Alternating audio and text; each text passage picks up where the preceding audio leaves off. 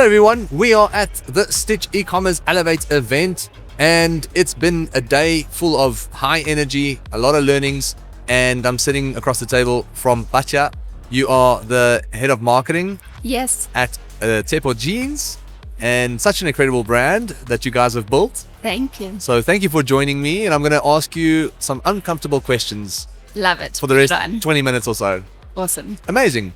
Let's start with some of the basics. Just Tshepo Jeans. I mean, is it just another jean brand? What makes you guys unique? How do you stand out in this noisy environment where you've got so much competition? Great question. Within the jean space in South Africa, as a South African brand, there isn't actually a lot going on. And we were one of the first, which is quite exciting. From a global point of view, yes. And how do we stand out? By being really authentically South African and who we are. We have an amazing founder, Tshepo, who really leads the way with who he is as a person. And we've been able to follow that. And he is such a genuine, wonderful person who believes in craft, who believes in South Africa. And we brought that into our brand, into our storytelling. So when it comes to craftsmanship, you can't beat it. But when it comes to South African storytelling and luxury, you can't beat it either. And where can people find Tshepo Jeans at the moment? Are you solely online? Are you in retail? What are your channels like? So we have 2 stores in Johannesburg. We're in Hyde Park, which was our first store in 2020, which really set us at a level of luxury. People understood where we were playing. Once we moved into Hyde Park, we now have a store in Sandton City, which started off as a pop-up, and now from next month will be a permanent store. Oh, wow. And we are looking to move into other areas within South Africa, but the bigger play is a global play.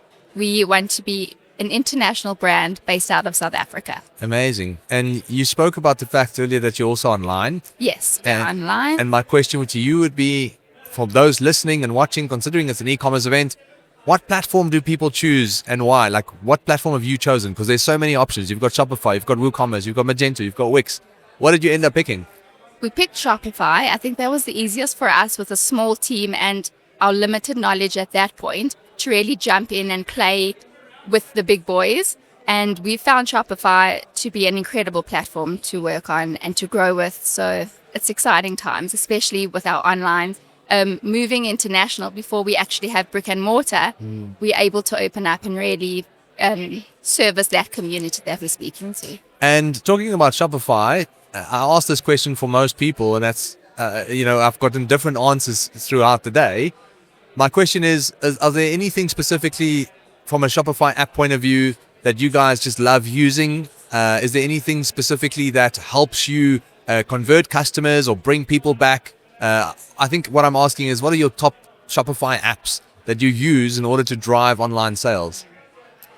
We've done a lot of A/B testing, and that's been really helpful on Shopify to really be able to test what works best for our customers and then build in code or download the right apps and bring in those apps to be able to convert, which has been really exciting for us. I think there's been a lot of development on the site within the last year.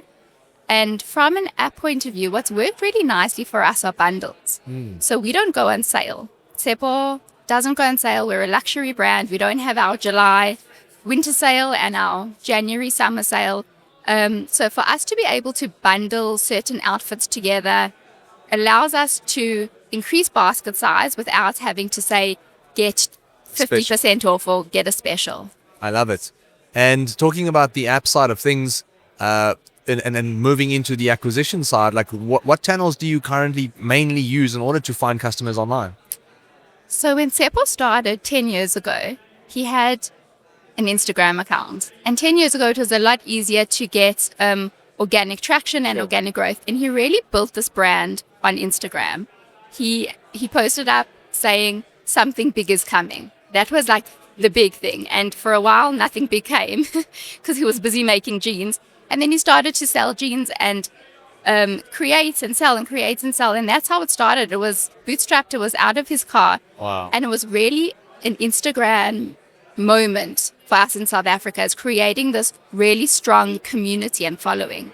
So Instagram has always been our strongest platform. TikTok, of course, is something that we are really investing in, especially with like our younger audience. But I would have to say that Instagram is where a lot of our core community. And does Facebook play a part of that, or is it mainly Instagram? So Facebook converts better for us than Instagram. But from an organic point of view, I would say Instagram is better and Facebook from a paid. So from an organic side, you post, I'm assuming, on a weekly basis, just out of curiosity. Yes. What is that cadence like? We post organically about 3 times a week. And for us, we ask one question. We say, would someone share this? If someone isn't going to share it, it's not worth posting at this point. Social in general is a beast, and it's a very hungry beast, and it's exhausting because you have to feed it and feed it and feed it. And the more you feed it, the more the algorithm makes you want and need to feed it.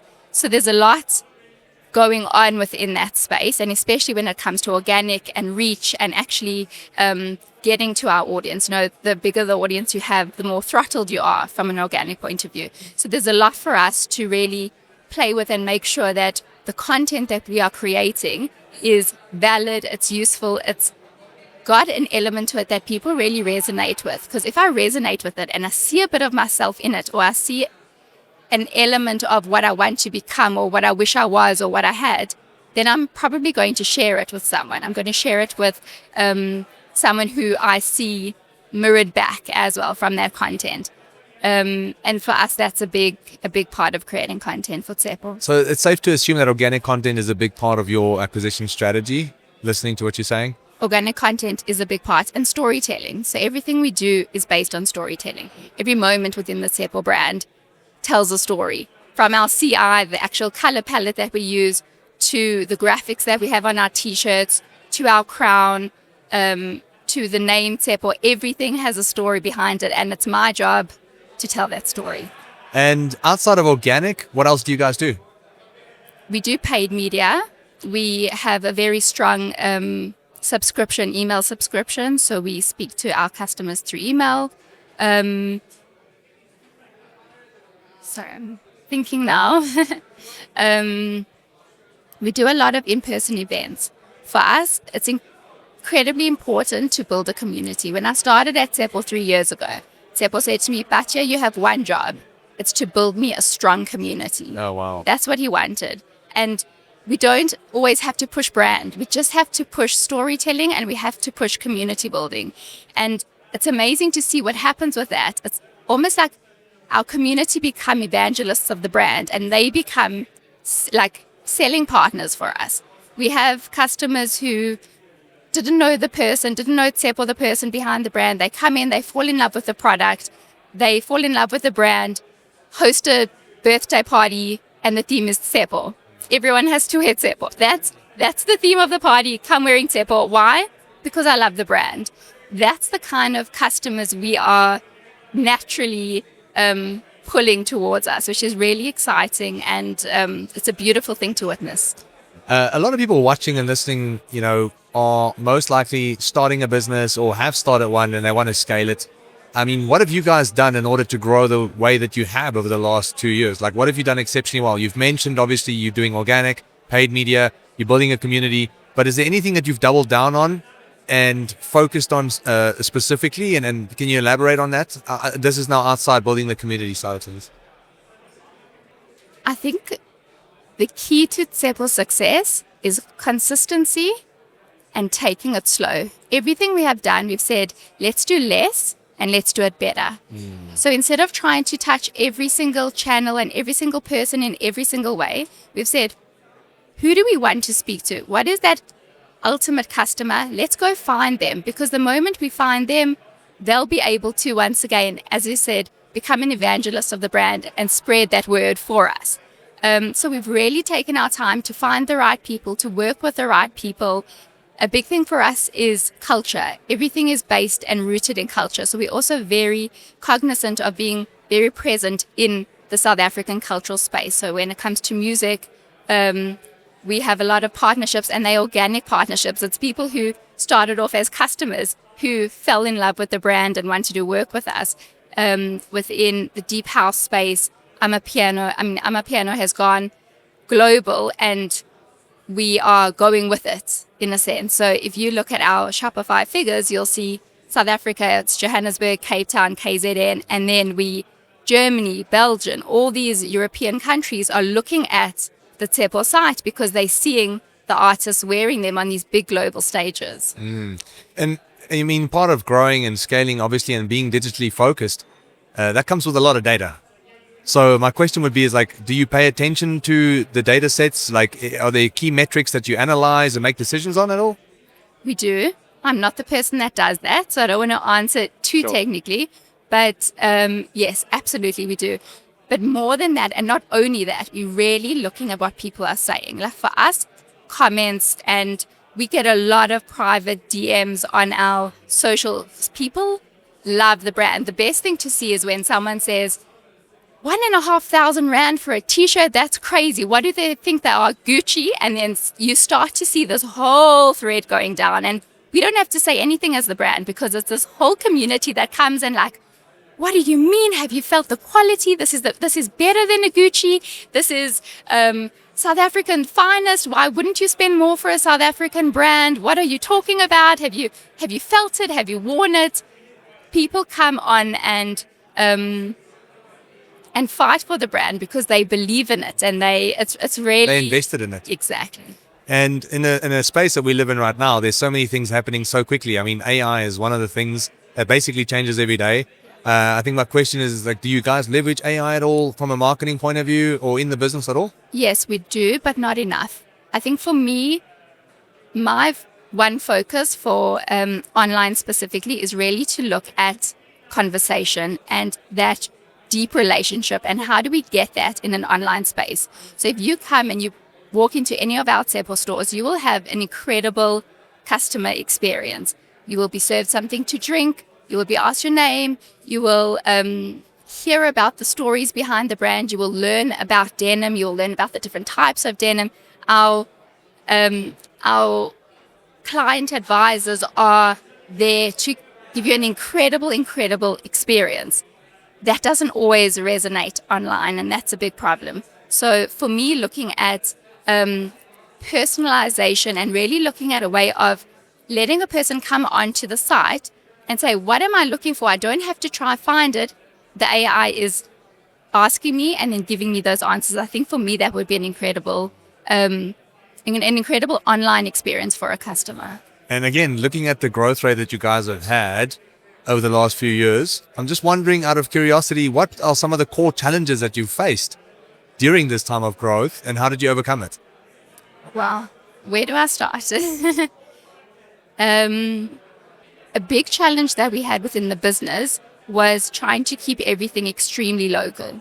So we were trying to create all of our jeans as close to home as we could. We have an atelier. We also have T-shirts and a lot of other products. And then there was stage 6 load shedding, and then there were riots, and there were floods, and a lot of products come from Durban. That's where a lot of CMT sit. So that was very, very difficult for us. If we were expecting something to arrive in February and it arrives in November, that's a massive project. Yes.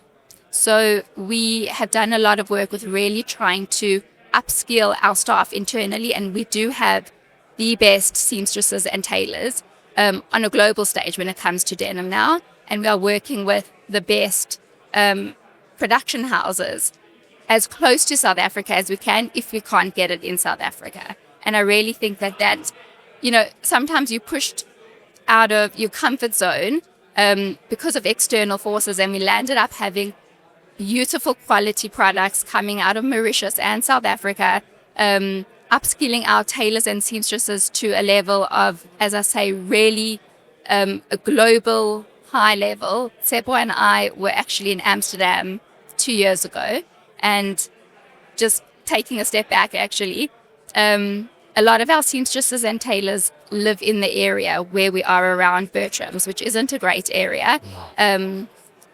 There's a lot of unemployment, and when Tshepo decided to open up in Victoria Yards, which is where we're based in Johannesburg, it was very important for him that women, especially mothers, didn't have to travel for hours to come and go to work. He wanted them by 5:05 to be at home with their kids. So he walked out onto the streets and he said, who wants a job? And people came with very limited experience, and we got the head tailor from the design school in Amsterdam to come through and train up our staff. And 2 years later, or a few years later, Tshepo and I went to Amsterdam, and we took a lot of products with us. We had like a pop-up store, and we were part of the Denim Days experience. And the head tailor looked at our products and he said, are these the same people? Are these the same machines? This is absolutely world class. And he was like, compared to other European designers, to Japanese designers and couture makers, this is world class. And for me, that was just such a stamp of approval that like we've gotten to a level through the hardships of what South Africa might have. We can create luxury, and we can define luxury for ourselves, which is also so exciting. And specifically referring to the digital side of things, what kind of challenges have you faced there? I think our coming into an online space without a big team and without a lot of previous experience, I think we've been learning slowly. I don't think there's been massive hurdles. I just think that our growth has been slow and steady, and we're finally getting to a point where we're seeing a little bit of a snowball effect, a positive snowball effect, and there's growth and there's growth and there's growth. But it took us a little bit of time to get there, and it's hard to be patient. We always want things now. Yeah. Tell me, and from an online perspective, you mentioned A/B testing specifically earlier. Do you guys spend time optimizing your website for conversions at all? Because that's probably one of the easiest underrated ways in order to squeeze more money out of the actual marketing budget that you deploy. Is that something you take seriously? Absolutely. So we have a head of online now, and once a month we relook our website completely. And she sits on the programs and looks at everyone's behavior and shopping behavior and where they are getting stuck, and we rework it. Just last month, we had bundles live, and we were noticing that people were getting stuck. It wasn't as intuitive as we had first hoped. We sat over the weekend, did what needed to be done, and we just saw the sales start to tick. And it's so easy to implement something and then wait and then look back and say, oh, it didn't work. Why it didn't work, we're not sure. Yes. But with such a small team, we're really able to see the problem, invest in it, and then change it and start to see those positive results. And I think talking about conversion rate, a lot of people probably underestimate the actual checkout process and what you can probably optimize in order to, get more people to actually buy the product or service. Have you guys done anything on the checkout side of things that has helped over the last few months at all? We have had a few interesting changes. Definitely Stitch being one of them, which is the most effective. I was in the office when we brought Stitch online on our Tshepo store, and within the first 30 seconds, the first order came through, and it's just been this wonderful effect since then. It was amazing to see.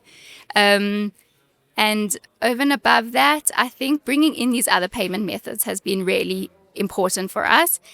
Yeah, having options, having payment method options is extremely important for a customer, and we've definitely seen sales increase exponentially since we've brought Stitch on.